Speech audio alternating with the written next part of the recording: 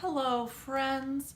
Some of you might classify me as a little bit spooky, and it's no surprise that I like weird things. I definitely feel like liking weird things is having a moment right now. I just said that about red makeup, but no, liking weird things, being into what you like, that's what should be in right now.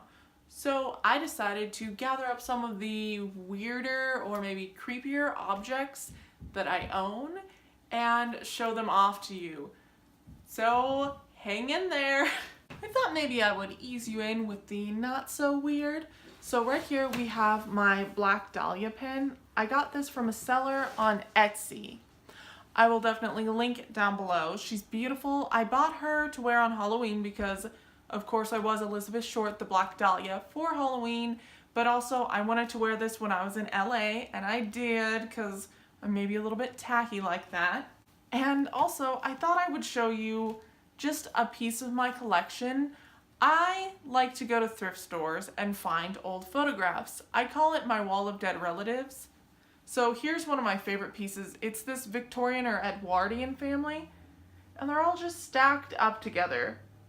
I don't know what it is about this photo, but I really love the composition of it, and just, I don't know, it's simple, it's elegant, and there's something a little bit spooky about it. Everyone always asks me, because I have a whole wall filled with these old photographs, if these are my relatives. I do have old photos of my relatives, but none of them are on display for some reason. Now, getting into the borderline weird and creepy, combining both the Black Dahlia and photographs. No, I don't have photographs of the Black Dahlia, but I maybe have an unhealthy obsession with one of the earliest victims of the, how does one phrase this? The werewolf murders that happened in LA in the 1940s. This is Georgette Bowerdorf. She was, I believe, 20 when she was murdered in her LA apartment. She was strangled with a bandage found under her own sink, brutalized, if you know what I mean, and found floating in her bathtub. I don't know what it is about Georgette that I'm drawn to. She was very generous. She allowed servicemen to stay at her home, and I don't know. I think it's sad that her life was cut short, and I find her absolutely fascinating, and it's a shame that she's been forgotten. But what's very intriguing about this photograph is it is actually a press photograph from the 1940s, along with the text that would have been used in the article. So this came from the Los Angeles Bureau, and it says, "Victim of mystery death, Hollywood, California. Georgette Bowerdorf, age 20, whose nude body was found submerged in the bathtub of her Hollywood apartment. Although the police believe her death was accidental, they have started an investigation to clear up a few elements of mystery. She's the daughter of George Bowerdorf, former Wall Street financier and New York oilman." And this is from October 12th, 1944. It's the actual photograph. I'm going to frame it and put it on the wall. This is one of my most prized possessions. I feel a little weird about that, but I don't know. I think about Georgette a lot. The second part of my collection is this. This is another press photo, and this is from October 15th, 1944. This is Georgette Bowerdorf's diary. They tried to use it for clues to find out who had murdered her. And we have on the back the actual text that would have been used in the newspaper. And again, this is also from the Los Angeles Bureau, and it says, "Diary of Slain Heiress. Los Angeles, California. Diary of Georgette Bowerdorf, found slain in her swank Hollywood apartment, has failed so far to provide a clue to the mysterious murder. Shown are the last few entries the girl made before she was murdered." And again, October 15th, 1944 is when this press photo is from. They believe that her murder may have been done by the same man who murdered Elizabeth Short, as well as several other women who were murdered in the LA area. Maybe we should lighten the mood by playing with some toys. This guy right here is affectionately named Creepy Monkey. I don't have anything from my grandmother on my mom's side except for this monkey. He came to me because my aunt gave it to my sister.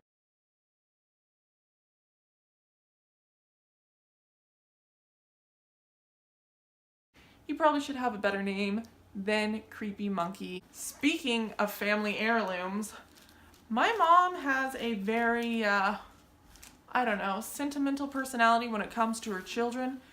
Back home, she has boxes and boxes of my siblings and I's drawings.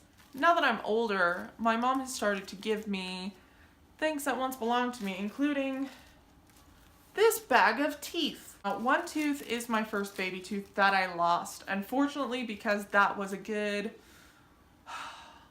Lord, 23 years ago, 23 years ago.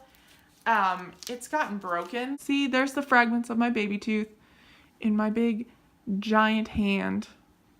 For someone with a big mouth, I used to have such little teeth. Another strange item that came along my way in the bag of teeth is this, a gold filling from a tooth. Now, I'm not sure whose gold filling this is, other than the fact that my mom gave it to me because it belonged to a relative. It's kind of gross holding something where I don't know whose mouth it came out of, but it's neat. Last but not least in my tooth collection, I have this tooth fragment from my husband. I am going to be taking and turning it into a locket. I'm going to show you another one of my most prized possessions. If you watch Ask a Mortician, you should be familiar with pieces like this. This is an actual Victorian mourning locket, and it contains a lock of hair. I'm not sure whose hair it is or who it once belonged to, but I enjoy wearing it, and it looks like right here there probably was a photo at one point.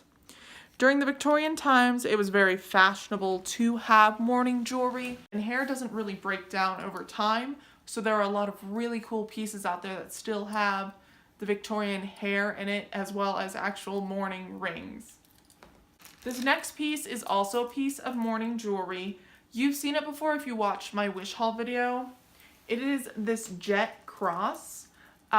Originally, this probably would have been worn on a velvet necklace or a chain made out of the same sort of jet beads or maybe even hair. I took it and put it on an old rosary. I love to collect old rosaries and turn them into new pieces. And this honestly is one of my favorite pieces that I own. That's really all I have as far as mourning jewelry goes. Eventually, I hope to have a cool collection to show you. I do have more jewelry, however, made out of bits and pieces. This next piece, these are cat teeth earrings that my husband purchased for me. They were humanely harvested from a kitty cat that had already passed, so it wasn't killed for fur or its teeth or anything like that. My nice little kitty earrings. They are on rose petals. I have more jewelry. This is actually a family heirloom. I wore them at my wedding. These are rattlesnake bulb earrings. They are very, very vintage. Unfortunately, I can guarantee that the rattlesnake was not humanely harvested. And now, the moment that you've all been waiting for, if you are someone who knows me. My favorite collection of playthings, my dolls. Meet TT. Her name is Tyrion Turnip, and this is a Grace M. Putnam doll that belonged to my husband's grandmother, and I like her a lot. She is the one who we joke keeps our dolls in line. She's really cute. She's on her little stand. I love her so much, so very much. I also have another doll from my husband's grandmother, but she's put up in my room. She's real big, and I don't like moving her because I don't want her to get damaged, but say hello to the internet, TT. This is Boy Baby. I haven't given him a cool name yet. He has angel wings because I made him our tree topper at Christmas time, and I just like how different he looks with the wings. He's a composition doll, knock, knock, knock. He's pretty rough. I love them. The rougher they are, the more crazing they have. Oh, yes. But this guy's cool. He came to my wedding after party, and he's pretty sturdy. He's taken a few falls. My mom's dog has tried to steal him. He's had a hard knock life. His crier doesn't work anymore, so he can't even cry about what he's been through. But I like him. Meet Headless Henrietta. I assume she's from the 20s. I don't know very much about her, but her head doesn't stay on. I'm not quite sure how to reattach it. So I always display her either leaning against something or where I can hold her head. She's got a hard body. I believe she's composition as well. You can see inside her where she needs to be restrung. But she has the cutest little green shoes and they match her outfit, and I find her charming. You can see the old safety pin. I don't know if this is her original outfit or if someone made her an outfit, but she's just a little doll baby. This is Jealousy. They were the first doll in my collection, and they were named by my husband's friend. I take Jealousy to goth night with me sometimes. Right here, like, I'll put on that belt that I got in the Wish haul, and I'll tuck the doll in the belt, and just people come up and want to touch my spooky little baby. You can see she's got the original bonnet. Someone tried to repaint this doll at some point, and it didn't go well.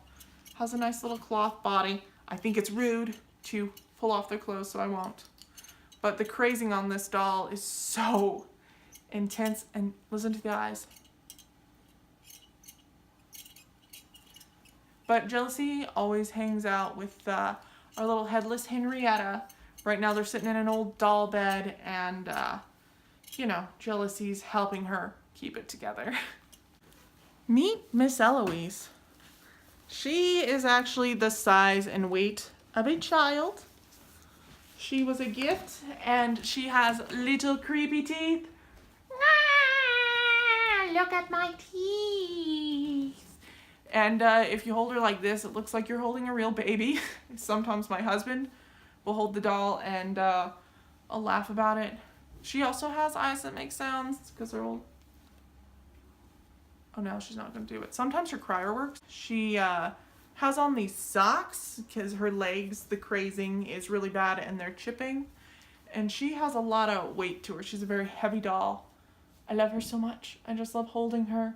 And last in my doll collection, oops, sorry Eloise, but certainly not least, is Miss Roxanne Boots.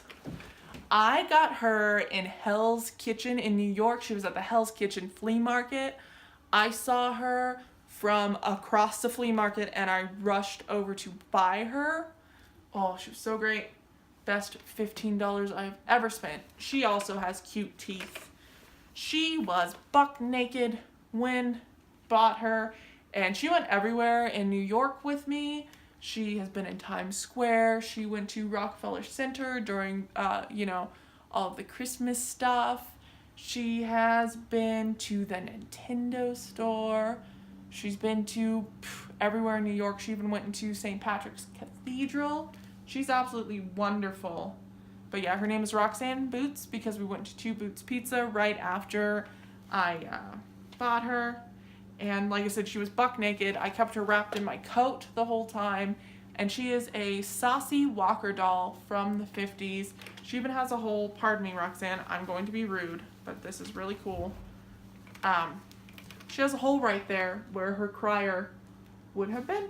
This seems like enough for one night, especially something that's not a Halloween video. As always, thank you so much for watching. I hope you enjoyed seeing some of the weird crap that I keep in my apartment. And, I mean, if you like it, tell me. If you don't like it, tell me. Or don't tell me anything. I don't really care. It's all fine. Like, I don't know. I should be more social. From all of us here on my channel, bye, friends!